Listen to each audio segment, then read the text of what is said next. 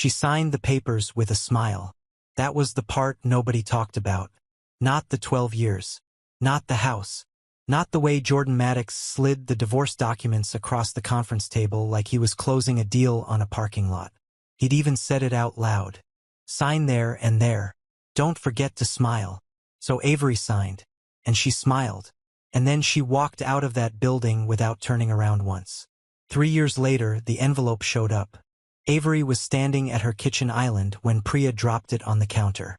Cream-colored. Heavy stock. Gold letters pressed into the front. Mr. Jordan Maddox and Ms. Tessa Wren request the honor of your presence. She didn't move for a full 5 seconds. Priya read over her shoulder. Twice. Then said, "He didn't." "He did," Avery said quietly. She turned the envelope over. On the back, in Jordan's tight, controlled handwriting, was a single line he'd added himself. "Thought you should see what moving on looks like." Avery set the envelope down. She didn't crumple it. She didn't throw it. She just stood there, very still, while something settled over her face that Priya had only seen once before. The last time, a rival firm had tried to poach her entire development team. That firm no longer existed. Avery picked up her phone and made one call. "Dre," she said. "Clear my Saturday." 3 years earlier, Avery had left their shared penthouse with 2 suitcases and $40,000 she'd saved without Jordan ever knowing. He'd always handled the money. Always reminded her gently, casually, in the way that sounds like a compliment until you realize it isn't, that she wasn't a business mind. She hadn't argued. She hadn't fought over the furniture or the accounts or the vacation house in Charleston.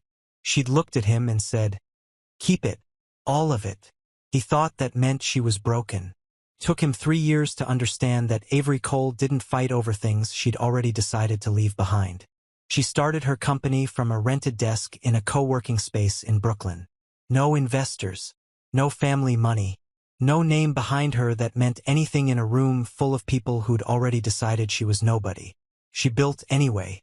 By the end of year 1, her real estate development firm had cleared its first acquisition.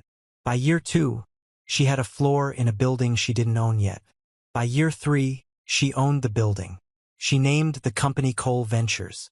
It was worth $120 million on the morning Priya handed her that envelope. Jordan, meanwhile, had spent 3 years telling the story differently. She never recovered.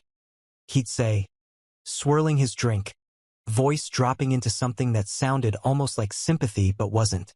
"Some women just fall apart after a divorce. Nothing you can do." His groomsmen had heard the story so many times they could finish it. Avery was bitter. Avery was stuck. Avery spent her days replaying everything she'd lost. Tessa had heard it on their 3rd date. She'd nodded, wide-eyed, and said, "Poor thing." Jordan had smiled. That was exactly the response he'd wanted.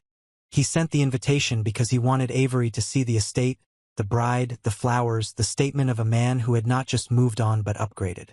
He wanted her to sit in those white chairs and feel every inch of what she'd walked away from. He had absolutely no idea what she'd become. "Don't," Dre said. He was standing in the doorway of her bedroom, arms folded. He had worked as her head of security for 2 years. He knew every version of Avery Cole. This version, quiet, still, eyes fixed on the mirror, was the one that made him nervous. "Don't what?" she said. "The face. You're doing the face." She looked at her reflection. Champagne silk. Natural hair pinned close, a few strands loose. No dramatic jewelry. Nothing that demanded attention. Just clean, precise, impossibly put together. She looked expensive in the way that required no explanation. "I'm going to a wedding," she said. "You're going to his wedding." She turned from the mirror.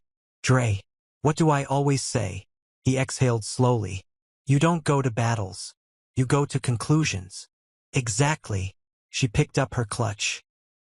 "He wanted me to see what he built." She walked toward the elevator without looking back. "Let's go see what I built." The Keller estate was the kind of venue that made people forget themselves. 200 guests. White floral archways stretching toward the sky. A string quartet that had flown in from somewhere expensive. Champagne towers. The kind of afternoon engineered to make every attendee feel that wealth was inevitable, that this was simply how things went for people like Jordan Maddox. He was near the entrance, greeting arrivals, when the first black SUV rolled through the gate. Then a second, then a third, all tinted, all moving in quiet, unhurried coordination. They parked in a line so precise it looked deliberate. Because it was. The doors opened. Two men stepped out first. Suits, earpieces, the kind of posture you only get from people who've been trained to watch rooms. Two more stepped out from the third vehicle. They didn't cluster. They spread, forming a loose perimeter that most guests wouldn't consciously recognize but would instinctively feel. Then the middle door opened. Avery Cole stepped out. She didn't rush. She didn't scan the crowd.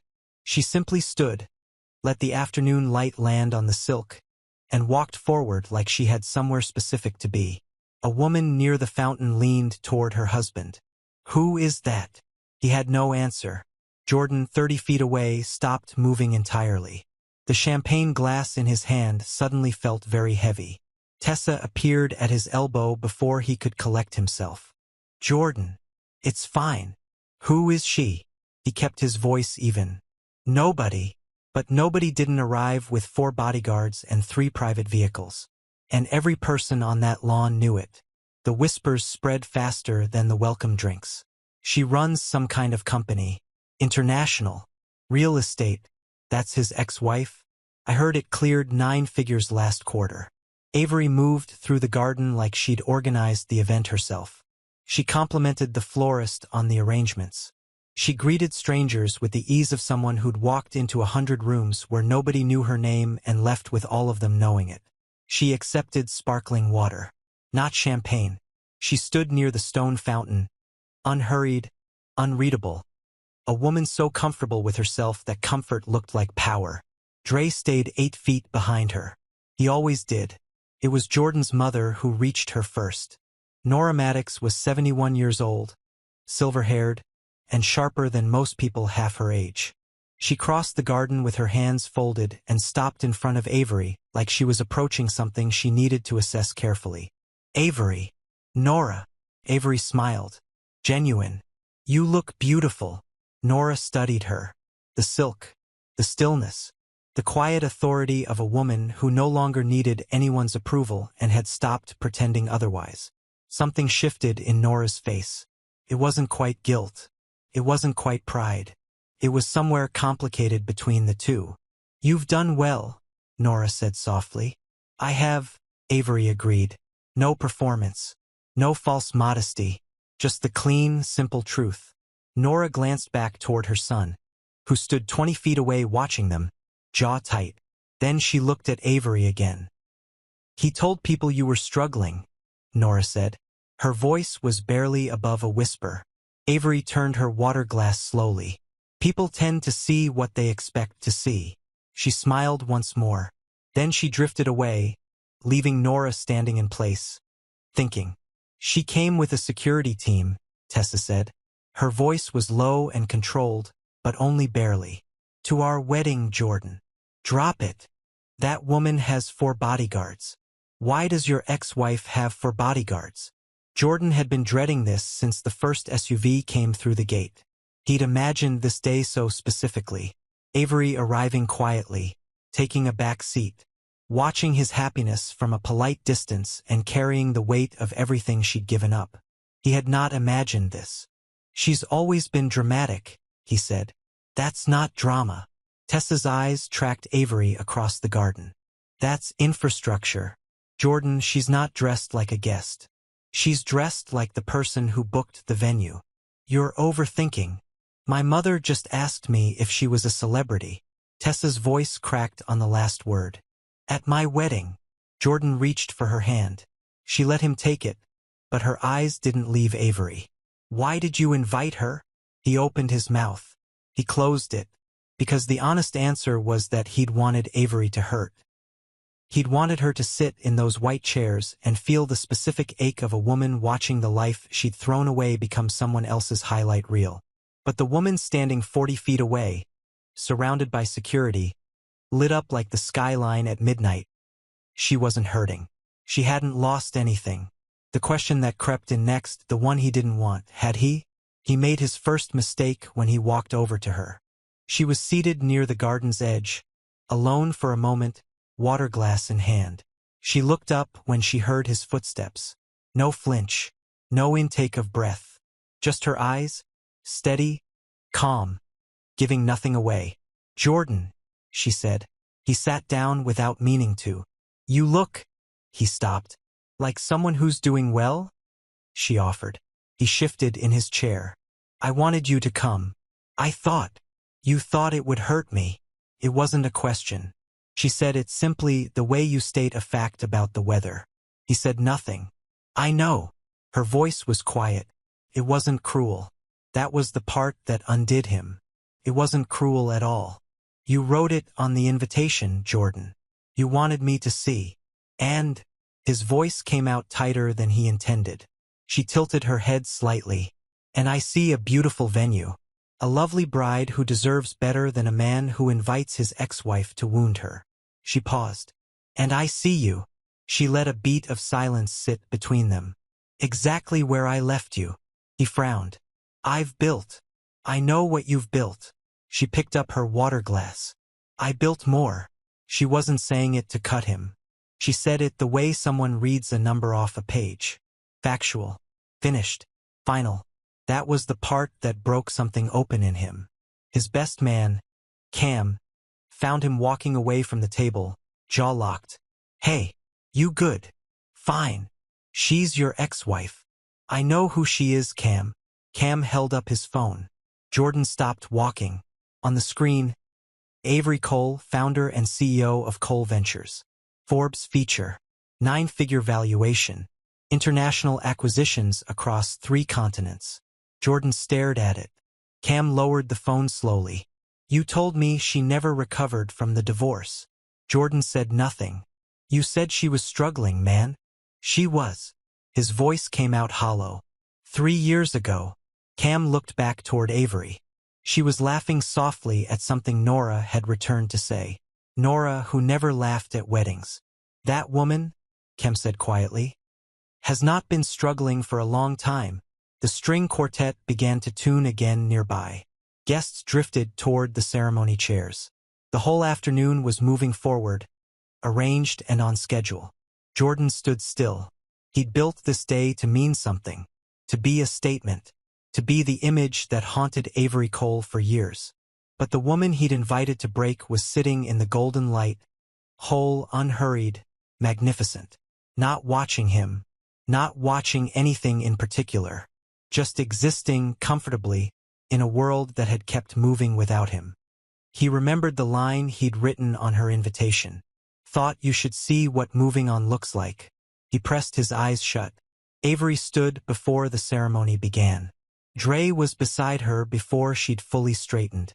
No signal, no word, just presence. 3 tables of guests looked up at the same moment. She smoothed her silk, placed a small ivory envelope on the table with 2 fingers, picked up her clutch. She didn't make a scene. She never made scenes. She left the way she'd arrived, with complete quiet control. Her detail fell into formation around her. The sound of gravel under their feet was the only announcement. Guests parted without being asked. At the entrance arch, an older man she didn't recognize stepped forward. "You're leaving?" "Before the ceremony." "I came to pay my respects," she said pleasantly. He blinked. "It's a wedding." But she was already moving. Inside the first SUV, Priya was already on a call. "Tell the Cape Town team she's available Monday. Confirm the Paris dinner Thursday. Push the Zurich call to 7. Avery leaned her head back against the headrest. She closed her eyes. She had done what she came to do. Nothing. And everything. Jordan found the envelope after the ceremony. He'd been smiling for 4 hours. Toasts, photos, the first dance, the careful performance of a man celebrating his best moment. He stepped away from the reception tent for 1 minute. The envelope was still on the garden table where she'd left it. Ivory. Her initials pressed into the seal. C. Not AM. Hadn't been AM for 3 years. He opened it alone. Inside, a single card. No speech. No venom. No triumph. Just 2 lines in her clean, precise handwriting. Thank you for the invitation. I hope you find in this marriage everything you were never willing to build in ours. And below that, smaller, like an afterthought that wasn't. I forgave you a long time ago. That's why I could come. He read it 3 times. Cam found him standing there, card in hand, the noise of the reception bleeding out from the tent behind him. Toasts are starting. Jordan folded the card carefully, slid it into the inside pocket of his jacket against his chest. He didn't know why he kept it there. He walked back to his bride. Back to the flowers and the music and the architecture of a day designed to declare his success. But something had changed. Quietly, without drama, in the space that Avery Cole had occupied for 90 minutes before leaving without looking back. Back in the city, Avery stood at her window. The skyline blinked and shifted below her. 17 unread messages waited on her phone. Partners, advisors, a journalist requesting an interview. Her life ran at a frequency she'd had to teach herself to hear. On the drive home, Priya had asked, "Was it worth going?" Avery had taken her time. She'd gone because she needed to know. Not to hurt Jordan. Not to display herself. Not even to prove anything to anyone watching. She'd needed to know if the old ache was still in there somewhere. The one that lived in the corner of 12 years and shared Sunday mornings and the slow, quiet drain of a life spent making herself smaller so someone else could feel larger. She stood at the window now and checked herself. Carefully, the way a doctor presses gently on a healed scar to see if it still hurts. Didn't. There was something else where the ache used to be. Quieter. Warmer. Something that felt like arriving somewhere you've been trying to get to for a very long time. She picked up her phone and called her mother. "How was it?" her mother asked. Avery watched the city below, all those lights burning steady in the dark. "He wanted me to see what moving on looks like," she said softly. A beat of silence. "I think I showed him." She paused. "And then I came home to mine. The most dangerous thing you can do to someone who built their identity on your pain is show up whole." Avery didn't compete. She didn't collapse. She just became. And let that be enough.